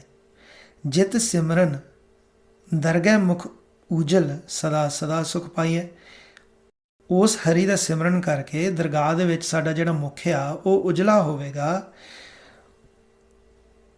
ਸਦੀਵੀ ਸਾਨੂੰ ਸੁੱਖ ਪ੍ਰਾਪਤ ਹੋਊਗਾ। ਉਸ ਸਿਮਰਨ ਅਭਿਆਸ ਕਰਨ ਲਈ, ਹਰੀ ਦੇ ਗੁਣ ਗਾਉਣ ਲਈ ਅਸੀਂ ਇਹ ਅਸਲੀ ਕਾਰਜ ਜੋ ਸਾਡਾ ਹੈ, ਇਹਦੇ ਵਿੱਚ ਅਸੀਂ ਆਲਸ ਕਿਉਂ ਕਰਦੇ ਹਾਂ? Why are we lazy in doing that? So ਇਹ ਜਿਹੜੀ ਲਾਜ ਆ, ਇਸ ਪਾਸੇ ਤਾਂ ਮਹਾਰਾਜ ਨੇ ਦੱਸਿਆ ਕਿ ਧਾਰਮਿਕ ਪਾਸੇ ਜਾਣ ਲਈ ਦੁਨੀਆ ਦੀ ਕੇਅਰ ਨਹੀਂ ਕਰਨੀ, ਲੋਕ ਲੱਜਾ ਦੇ ਵਿੱਚ ਨਹੀਂ ਆਉਣਾ, ਇਹ ਛੱਡਣਾ ਹੈ। ਪਰ ਜਿਹੜਾ ਹੈਗਾ ਸ਼ਰਮ, ਜਿਹੜਾ ਮੋਡਸਟੀ ਦੇ ਵਿੱਚ, ਕਿ ਸ਼ਰਮ ਨਾਲ ਵਿਚਰਨਾ ਸੰਸਾਰ ਵਿੱਚ, ਇੱਕ ਤਾਂ ਮਹਾਰਾਜ ਕਹਿੰਦੇ ਆ ਕਿ ਸ਼ਰਮ ਧਰਮ ਦੋਇ ਨਾਨਕਾ ਜੈ ਤਨ ਪੱਲੇ ਪਾਏ, ਕਿ ਸ਼ਰਮ ਅਤੇ ਧਰਮ ਉਹਦਾ ਕਾਇਮ ਰਹਿੰਦਾ ਹੈ ਸੰਸਾਰ ਵਿੱਚ ਜਿਹੜਾ ਇੱਦਾਂ ਅਧਿਆਤਮਿਕ ਤੌਰ 'ਤੇ ਸਿਮਰਨ ਅਭਿਆਸ ਕਰਦਾ ਹੈ, ਉਹਦਾ ਧਰਮ ਕਾਇਮ ਰਹਿੰਦਾ ਹੈ। ਸ਼ਰਮ ਉਹਦੀ ਕਾਇਮ ਰਹਿੰਦੀ, ਜਿਹੜਾ ਆਪ ਉਦਮ ਕਰਦਾ ਆ, ਜਿਹੜਾ ਦਸਾਂ ਨਹੁੰਆਂ ਦੀ ਕਿਰਤ ਕਰਦਾ ਹੈ। ਦੁਨਿਆਵੀ ਧਨ ਅਤੇ ਅਧਿਆਤਮਿਕ ਧਨ ਹੈ ਨਾਮ। ਦੁਨਿਆਵੀ ਧਨ ਹੈ ਜੋ ਅਸੀਂ ਕਮਾਉਂਦੇ ਹਾਂ ਇੱਥੇ ਰਜੋਗੁਣ 'ਤੇ ਆ ਕੇ, ਇਹ ਦੋਨੋਂ ਚਾਹੀਦੇ ਸਾਨੂੰ ਸ਼ਰਮ ਅਤੇ ਧਰਮ ਕਾਇਮ ਰੱਖਣ ਲਈ। ਹੁਣ ਮਹਾਰਾਜ ਸਾਨੂੰ ਸਮਝਾਉਂਦੇ ਨੇ ਗੁਰਬਾਣੀ ਵਿੱਚ, ਕਹਿੰਦੇ ਕਿ ਜਿਹੜੇ ਸੰਸਾਰ ਦੇ ਲੋਕ ਆ, ਸੰਸਾਰ ਦੇ ਜਿਹੜੇ ਜੀਵ ਆ, ਕਲਯੁਗ ਦੇ ਵਿੱਚ ਇਹ ਖਾਣਾ ਵੀ ਜਿਹੜਾ ਆ ਉਲਟ ਖਾ ਰਿਹਾ। ਜਦੋਂ ਪਹਿਲੇ ਯੁੱਗਾਂ ਦੇ ਵਿੱਚ ਜਿਹੜਾ ਸਮਝਿਆ ਜਾਂਦਾ ਸੀ ਮਾੜਾ, ਕਲਯੁਗ ਦੇ ਵਿੱਚ ਆਮ ਸਮਝਿਆ ਜਾਂਦਾ ਕਿ ਕੋਈ ਗੱਲ ਨਹੀਂ, ਖਾ ਲਓ। ਕਲਯੁਗ ਦੀ ਗੱਲ ਕਰਦੇ ਹੋਏ ਮਹਾਰਾਜ ਨੇ ਇੱਕ ਜਗ੍ਹਾ ਤਾਂ ਕਹਿ ਦਿੱਤਾ ਆ, ਕਹਿੰਦੇ ਕਿ ਕੱਲ ਹੋਈ ਕੁੱਤੀ ਮੂੰਹੀ ਖਾਜ ਹੋਆ ਮੁਰਦਾਰ, ਕਿ ਕਲਯੁਗ ਦੇ ਵਿੱਚ ਲੋਕਾਂ ਦੇ ਜਿਹੜੇ ਮੂੰਹ ਆ ਉਹ ਕੁੱਤਿਆਂ ਵਾਂਗ ਆ ਅਤੇ ਉਹ ਮੁਰਦੇ ਖਾਂਦੇ ਆ। ਕੱਲ ਹੋਈ ਕੁੱਤੀ ਮੂੰਹੀ ਖਾਜ ਹੋਆ ਮੁਰਦਾਰ, ਕਿ ਉਹ ਮੁਰਦੇ ਖਾਂਦੇ ਆ। ਇੱਥੇ ਮਹਾਰਾਜ ਨੇ ਮਾਸ ਦੀ ਅਸਲ ਵਿੱਚ ਗੱਲ ਕੀਤੀ ਹੈ ਕਿ ਕਲਯੁਗ ਦੇ ਵਿੱਚ ਲੋਕ ਸੋਚਦੇ ਨੇ ਕਿ ਸਾਡੀ ਖੁਰਾਕ ਕੀ ਆ। ਕੂੜ ਬੋਲ ਬੋਲ ਭੌਂਕਣਾ ਚੁੱਕਾ ਧਰਮ ਵਿਚਾਰ, ਕਹਿੰਦੇ ਕਿ ਉਹ ਕੂੜ ਝੂਠ ਬੋਲਦੇ ਫਿਰਦੇ ਆ ਦੁਨੀਆ ਦੇ ਵਿੱਚ, ਅਤੇ ਧਰਮ ਦੀ ਜਿਹੜੀ ਵਿਚਾਰ ਆ ਉਹ ਝੁਕ ਗਏ, ਮੁੱਕ ਗਏ। ਗਾਂ ਫਿਰ ਮਹਾਰਾਜ ਦੱਸਦੇ ਨੇ, ਕਹਿੰਦੇ ਕਿ ਜਿਨ ਜੀਵੰਦਿਆਂ ਪਤ ਨਹੀਂ ਮੋਇਆ ਮੰਦੀ ਸੋਏ, ਕਹਿੰਦੇ ਕਿ ਜਿਨ੍ਹਾਂ ਦੇ ਜੀਂਦੇ ਜੀ ਇੱਜ਼ਤ ਨਹੀਂ, ਇੱਜ਼ਤ ਨਾਲ, ਔਨਰ ਨਾਲ, ਅਰਥਾਤ ਕਿ ਸ਼ਰਮ ਨੂੰ ਕਾਇਮ ਰੱਖ ਕੇ ਨਹੀਂ ਜੀਂਦੇ, ਕਹਿੰਦੇ ਕਿ ਜਦੋਂ ਉਹ ਸਰੀਰ ਛੱਡ ਕੇ ਜਾਂਦੇ ਆ ਉਹਨਾਂ ਨਾਲ ਉਦੋਂ ਵੀ ਮਾੜਾ ਹੀ ਹੁੰਦਾ ਆ, ਉਦੋਂ ਵੀ ਉਹਨਾਂ ਦੀ ਬਦਨਾਮੀ ਹੁੰਦੀ ਆ। ਜੰਮ ਫੜ ਕੇ ਕੁੱਟਦੇ ਨੇ, ਉਹ ਤਾਂ ਜਿਹੜਾ ਪੱਤ ਲਾ ਦਿੰਦੇ ਇਸ ਮਨ ਦੇ। ਲਿਖਿਆ ਹੋਵੇ ਨਾਨਕਾ ਕਰਤਾ ਕਰੇ ਸੋ ਹੋਏ, ਇਹ ਮਹਾਰਾਜ ਨੇ ਧਰੋਂ ਲਿਖਿਆ ਹੈ, ਜੋ ਕਰਤਾ ਪੁਰਖ ਕਰਨਾ ਚਾਹੁੰਦਾ ਉਹ ਹੋ ਰਿਹਾ ਹੈ ਸੰਸਾਰ 'ਚ। ਹੁਣ ਕਲਯੁਗ ਦੇ ਵਿੱਚ ਮਹਾਰਾਜ ਫਰਮਾਉਂਦੇ ਨੇ, ਰੰਨਾਂ ਹੋਈਆਂ ਬੋਧੀਆਂ ਪੁਰਸ ਹੋਏ ਸਯਾਦ, ਸੀਲ ਸੰਜਮ ਸੁਚਪਨੀ ਖਾਣਾ ਖਾਜ ਆਹਾਜ। ਇਹ ਹੈ ਭਾਸ਼ਾ ਆ, ਪੁਰਾਣੇ ਸਮੇਂ ਦੇ ਵਿੱਚ ਵੀ ਇੱਦਾਂ ਭਾਸ਼ਾ ਵਰਤੀ ਜਾਂਦੀ ਸੀ।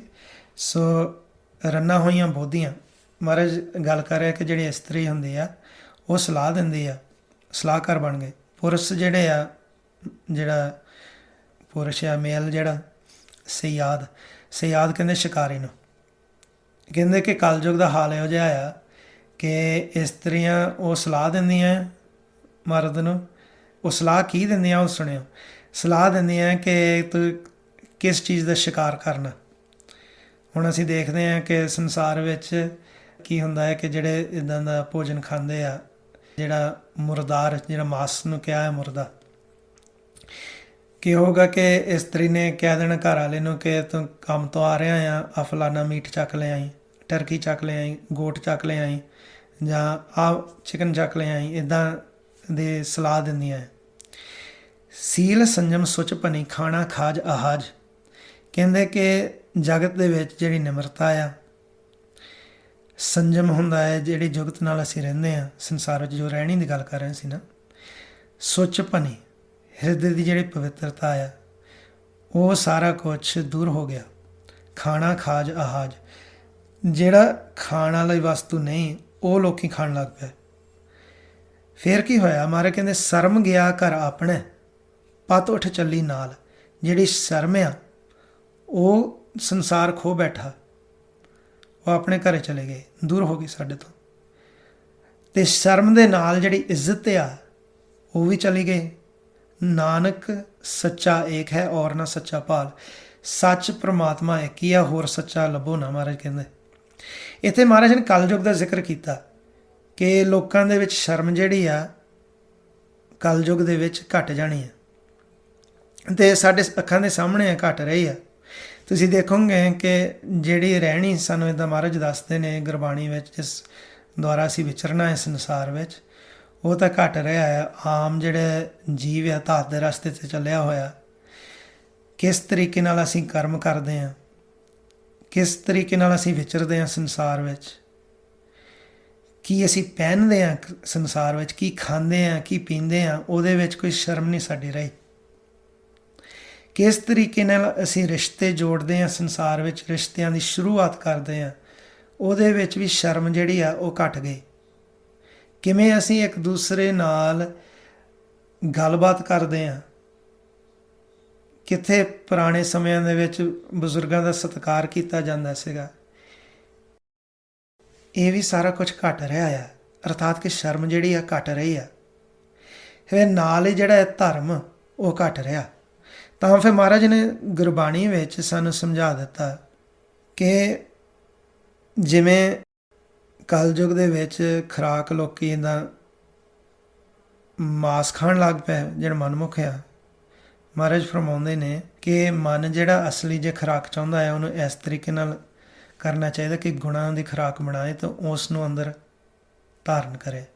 ਮਹਾਰਾਜ ਕਹਿੰਦੇ ਗੁਣ ਮੰਡੇ ਕਰ ਸੀਲ ਘਿਓ। ਮੰਡੇ ਕਹਿ ਦਿੱਤਾ ਰੋਟੀਆਂ ਨੂੰ, ਕਹਿੰਦੇ ਗੁਣਾਂ ਦੀ ਜੇ ਰੋਟੀਆਂ ਆ ਉਹ ਅੰਦਰ ਧਾਰਨ ਕਰਨੀਆਂ ਚਾਹੀਦੀਆਂ। ਗੁਣ ਮੰਡੇ ਕਰ ਸੀਲ ਘਿਓ ਸਰਮ ਮਾਸ ਆਹਾਰ। ਕਹਿੰਦੇ ਕਿ ਜਿਹੜੇ ਰੋਟੀਆਂ ਆ ਉਹ ਗੁਣਾਂ ਦੀਆਂ ਹੋਣ, ਜਿਹੜਾ ਘਿਓ ਆ ਉਹ ਹੋਵੇ ਸਾਡਾ ਚੰਗਾ ਸੁਭਾਅ, ਤੇ ਸ਼ਰਮ ਜਿਹੜੀ ਆ ਉਹ ਸਾਡੇ ਲਈ ਅਸਲੀ ਮਾਸ ਆ ਜਿਹੜਾ ਮਨ ਗ੍ਰਹਿਣ ਕਰ ਸਕਦਾ। ਗੁਣ ਮੰਡੇ ਕਰ ਸੀਲ ਘਿਓ ਸਰਮ ਮਾਸ ਆਹਾਰ, ਗੁਰਮੁਖ ਪਾਈਐ ਨਾਨਕਾ ਖਾਧੈ ਜਾਹੇ ਬੇਕਾਰ। ਤੇ ਜਿਹੜਾ ਗੁਰਮੁਖ ਇਸ ਨੂੰ ਅੰਦਰ ਗ੍ਰਹਿਣ ਕਰਦਾ ਹੈ ਨਾ, ਉਹਦੇ ਅੰਦਰੋਂ ਜਿਹੜੇ ਵਿਕਾਰ ਆ, ਬੈਡ ਕੁਆਲਿਟੀਜ਼ ਆ, ਉਹ ਸਾਰਾ ਖਤਮ ਹੋਣ ਲੱਗ ਪੈਂਦਾ। ਵਿਕਾਰ ਜਿਹੜੇ ਆ ਅੰਦਰੋਂ ਖਤਮ ਹੋਣ ਲੱਗ ਪੈਂਦੇ। ਅਰਥਾਤ ਕਿ ਇਹ ਜਿਹੜੇ ਗੁਣ ਧਾਰਨ ਕਰਨੇ, ਸਤੋਗੁਣ ਦਇਆ ਨਿਮਰਤਾ ਸਹਿਨਸ਼ੀਲਤਾ ਜਗ ਸਤ ਸੰਤੋਖ, ਚੰਗਾ ਸੁਭਾਅ ਹੋਣਾ, ਸ਼ਰਮ ਰੱਖਣੀ, ਸੰਸਾਰ ਵਿੱਚ ਕਿਸ ਤਰੀਕੇ ਨਾਲ ਅਸੀਂ ਵਿਚਰਨਾ ਆ, ਉਹਦੀ ਸ਼ਰਮ, ਉਹ ਜ਼ਰੂਰੀ ਹੈ ਸਾਡੇ ਲਈ। ਇਹ ਸ਼ਰਮ ਗੁਰਮੁਖਾਂ ਲਈ ਇੱਕ ਗਹਿਣਾ ਬਣ ਜਾਂਦਾ। ਸੋ ਤੁਸੀਂ ਦੇਖੋਗੇ ਸੰਸਾਰ ਵਿੱਚ ਜਿਉਂ-ਜਿਉਂ ਸਮਾਂ ਚੱਲਦਾ ਜਾਂਦਾ ਆ, ਸ਼ਰਮ ਜਿਹੜੀ ਆ ਉਹ ਘਟਦੀ ਜਾਂਦੀ ਆ। ਤਾਂ ਹੀ ਜਿਹੜੇ ਪੁਰਾਣੇ ਸਮੇਂ ਦੇ ਵਿੱਚ ਕਈ ਵਾਰੀ ਅਸੀਂ ਵਿਚਾਰ ਨਹੀਂ ਕਰਦੇ ਇਸ ਗੱਲ ਦੀ ਕਿ ਜਿਹੜੇ ਰੂਲਸ ਹੁੰਦੇ ਆ, ਰਹਿਤਾਂ ਹੁੰਦੀਆਂ ਆ, ਜੋ ਵੱਡੇ ਬਜ਼ੁਰਗਾਂ ਨੇ ਵੀ ਸਾਨੂੰ ਦੱਸਿਆ ਹੁੰਦਾ ਕਿ ਇਸ ਤਰੀਕੇ ਨਾਲ ਵਿਚਰਨਾ ਚਾਹੀਦਾ, ਕਈ ਵਾਰੀ ਉਹ ਗਾਂਹ ਦੀ ਗਾਂਹ ਜਿਹੜੀਆਂ ਪੀੜ੍ਹੀਆਂ ਆ ਉਸ ਨੂੰ ਉਲੰਘਣ ਲੱਗ ਪੈਂਦੇ ਆ, ਉਸ ਲੀਹਾਂ ਨੂੰ ਪਾਰ ਕਰਨ ਲੱਗ ਪੈਂਦੇ ਆ। ਫਿਰ ਕੀ ਹੁੰਦਾ ਹੈ ਕਿ ਜਿਉਂ-ਜਿਉਂ ਇੱਦਾਂ ਦੀ ਗਾਂਹ ਦੀਆਂ ਪੀੜ੍ਹੀਆਂ ਉਸ ਨੂੰ ਬੈਂਡ ਕਰਦੀਆਂ ਜਾਂਦੀਆਂ, ਜਿਹੜਾ ਸਮਾਜ ਆ ਉਹ ਹੋਰ ਗਰਕਣ ਲੱਗ ਪੈਂਦਾ ਆ, ਬੇਸਿਕਲੀ ਧਰਮ ਤੋਂ ਦੂਰ ਹੋਣ ਲੱਗ ਪੈਂਦਾ ਆ। ਤੁਸੀਂ ਦੇਖੋਗੇ ਇੱਕ ਉੱਦਾਂ ਹੀ ਉਦਾਹਰਨ ਦੇ ਦਿੰਦਾ। ਹੁਣ ਜਿਵੇਂ ਜਵਾਨੀ ਦੇ ਵਿੱਚ ਜੀਵ ਜਿਹੜਾ ਸੋਚਦਾ ਨਹੀਂ ਕਿ ਕਿਸ ਤਰੀਕੇ ਨਾਲ ਮੈਂ ਵਿਚਰਦਾ ਹਾਂ ਸੰਸਾਰ ਵਿੱਚ, ਗਾਂ ਜਦੋਂ ਉਹਨਾਂ ਦੇ ਬੱਚਿਆਂ ਨੂੰ ਪਤਾ ਲੱਗਦਾ ਆ, ਜੇ ਉਹ ਧਾਰਮਿਕ ਵੀ ਹੋ ਜਾਂਦੇ ਆ, ਫਿਰ ਬਾਅਦ 'ਚ ਬੱਚਿਆਂ ਨੂੰ ਪਤਾ ਲੱਗ ਜਾਂਦਾ ਅਤੇ ਉਹ ਕਹਿੰਦੇ ਕਿ ਬਾਪੂ ਤੂੰ ਵੀ ਤਾਂ ਇੱਦਾਂ ਨਹੀਂ ਸੀ। ਗਾਂ ਦੀਆਂ ਪੀੜ੍ਹੀਆਂ 10 ਕਦਮ ਹੋਰ ਵਧਣਾ ਚਾਹੁੰਦੀਆਂ ਆ। ਤਾਂ ਹੀ ਕਈ ਵਾਰੀ ਜਿਹੜਾ ਸੋਚ ਸਮਝ ਕੇ ਸਾਨੂੰ ਹਮੇਸ਼ਾ ਹੀ ਕਦਮ ਰੱਖਣਾ ਚਾਹੀਦਾ ਇਸ ਦੁਨੀਆ ਦੇ ਵਿੱਚ, ਕਿ ਦੂਰ ਅੰਦੇਸੀ ਨਾਲ ਸੋਚੀਏ ਕਿ ਜੋ ਅਸੀਂ ਕਰਮ ਕਰਦੇ ਹਾਂ ਸੰਸਾਰ ਵਿੱਚ, ਕੀ ਇਹਦੇ ਵਿੱਚ ਸਮਾਜ ਦਾ ਭਲਾ ਹੋਵੇਗਾ, ਜਾਂ ਅਸੀਂ ਸਿਰਫ ਮੋਮੈਂਟਰੀ ਜੋ ਬਹੁਤ ਸੀਮਤ ਸਮੇਂ ਲਈ ਇੱਕ ਸੈਟਿਸਫੈਕਸ਼ਨ ਚਾਹੁੰਦੇ ਹਾਂ ਦੁਨੀਆ ਦੇ ਵਿੱਚ, ਆਪਣੇ ਬਾਰੇ ਹੀ ਸੋਚ ਰਹੇ ਹਾਂ, ਖੁਦ ਗਰਜ਼ ਹਾਂ, ਅਤੇ ਅਸੀਂ ਦੁਨੀਆ ਦਾ ਨਹੀਂ ਸੋਚਦੇ ਕਿ ਇਹ 'ਚ ਕੀ ਭਲਾ ਹੈ।